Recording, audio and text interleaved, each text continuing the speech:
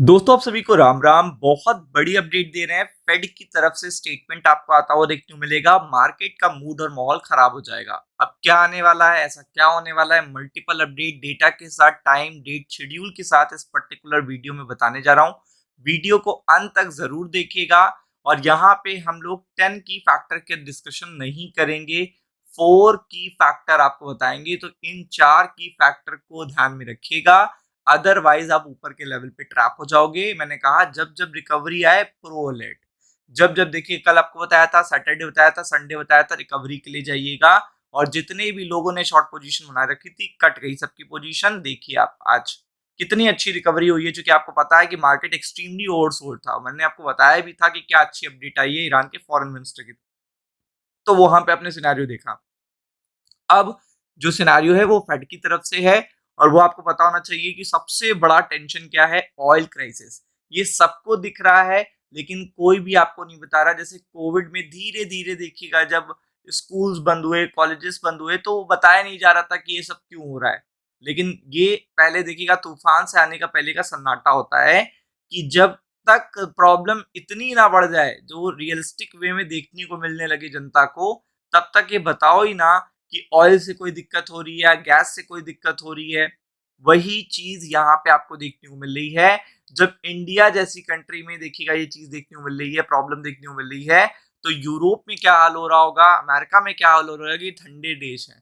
और आपको पता है यहाँ पे गैस और देखिएगा क्रूड ऑयल, ये सब देखिएगा वन ऑफ द लिविंग, देखिएगा वन ऑफ द लिविंग, ये एसेंशियल कंडीशन के लिए इंपॉर्टेंट होते हैं। जैसे आपको रोटी कपड़ा और मकान, वैसे रोटी कपड़ा और एनर्जी, ये यूरोप और यूएस के लिए सबसे इंपॉर्टेंट है। और इस पर्टिकुलर टाइम पर जब वो किसी तरीके से कंफर्टेबल लेवल पे पहुंचे थे अपने इन्फ्लेशन को लेकर, रेट कट्स को लेकर, इकोनॉमी रिकवरी के जोन में आई थी, तब ऑयल क्राइसिस हो जाए, तो आप समझ सकते हो ये कितनी बड़ी बात है फेड के लिए, उसकी पॉलिसी मेकिंग के लिए, कि ये सिनेरियो पूरा टैरिफ से पहले चेंज हुआ, अमेरिका के ट्रम्प से। और फिर देखिएगा ये वॉर ने भी फेड की पूरी पॉलिसीज को ध्वस्त कर दिया। और स्टिल वो क्या चाहते हैं कि रेट कट हो।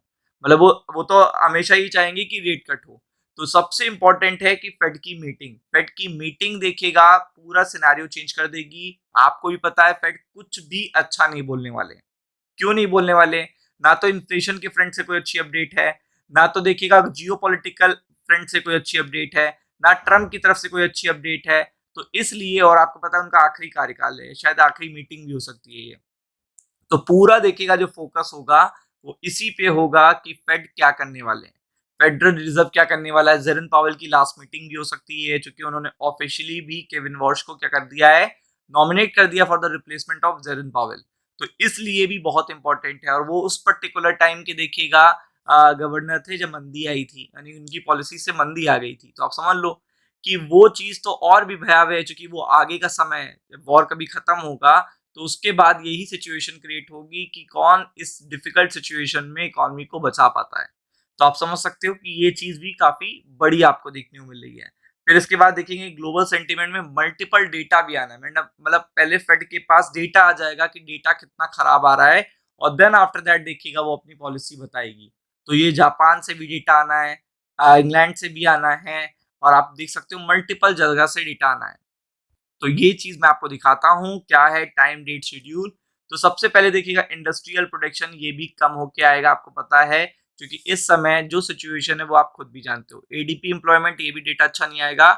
यहाँ पे जो फेड का बुधवार को रेट डिसीजन आना है, ये सबसे बड़ा देखिएगा इम्पैक्ट रहेगा कल के बाद से। कल जो पोजिशनिंग होगी वो ये सोच के होगी कि बुधवार को फेड क्या बोलेगा। और आपको पता है फेड को साफ साफ दिख रहा है इन्फ्लेशन बढ़ने वाला है, फेड को साफ साफ दिख रहा है एनर्जी क्राइसिस है, फेड देख रहा है साफ साफ ये वॉर जल्दी नहीं रोका जा सकता। तो वो सारी चीजें वही करेगा जो वो पहले कर रहा था। इवन रेट पॉज की जगह कुछ और टाइटनिंग ना करने लगे।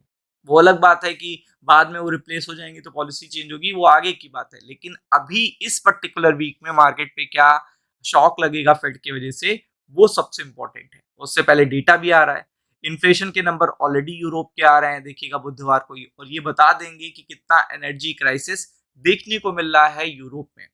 फिर अगर आप देखेंगे जापान से देखिएगा डेटा आना है बैलेंस ऑफ ट्रेड का, ये 9 बजे से पहले आएगा। और इनका भी इंटरेस्ट रेट डिसीजन आना है बैंक ऑफ जापान का। अब आपको पता है कि जब विश्व भर के इन्फ्लेशन बढ़ने वाले हैं, तो जापान में क्या हालत होने वाली है। तो जापान ही सबसे बड़ा शॉक देने वाला है पूरे के पूरे मार्केट को, पूरे के पूरे मार्केट को जापान शॉक देने वाला है। इंग्लैंड की भी देखिएगा इंटरेस्ट रेट की पर्टिकुलर अपडेट देखने को मिलेगी, ये शॉकिंग है। 24 आवर्स में आपको इसका इम्पैक्ट देखने को मिलने लगेगा। बी प्रिपेयर्ड फॉर इट, ऊपर के लेवल पे ट्रैप मत होइएगा। राम राम।